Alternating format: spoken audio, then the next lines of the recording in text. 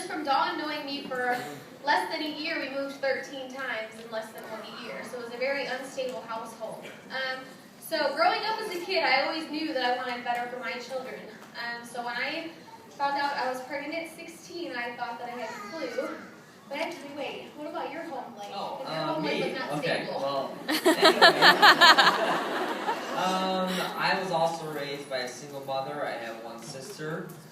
She's older. She's 4 years older than me, and my mother worked very hard to provide for me and my sister my whole life. She worked at a mortgage company by day, and she was a bartender by night.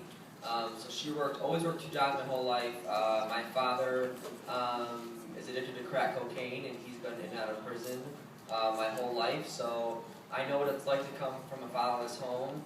I know the impact that has on children, and just growing up, I had to take care of myself a lot. My mom was always working, so I kind of knew independence at a young age, and I knew how to take care of myself. So I mean, growing up, me and Caitlin had a lot of a similar unstable, toxic environment, and parties and all that kind of stuff. So yeah, I mean, we kind of knew that when we found out Caitlin was pregnant. She thought she had the flu, and I remember that day clear because I was hanging out with my friends, just like normal day, and it was like, oh, Caitlin's sick, she went to the doctors, they'll pick me up afterward, and I got in the car, and her mom's like, oh, we have something to tell you, and hands a piece of paper back to me, and I was like, oh, okay, what's this? And I looked at it, no, I was freaking out. I was like, Whitest Mexican I've ever seen in my life. He was like, take that to complete white. It was great. Yeah, so, and then I was I almost puked. I didn't know what to do. And I was in the backseat of the car, and Caitlin actually just moved. I think it was like the 14th time she moved that year. It was insane. And so we go back to her house, and she was really sick, and there was nothing in the house. There was no furniture yet.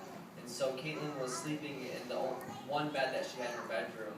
And I remember sitting there like, what am I going to do? I was so freaking out. I had no clue. So I really tried thinking logically over what I was thinking emotionally, and I just kind of took a little post-it, a little sticky note, and I wrote pros and cons of parenting, and I wrote pros and cons of adoption. And I just kind of laid it on her dresser and let her sleep, and then I went home.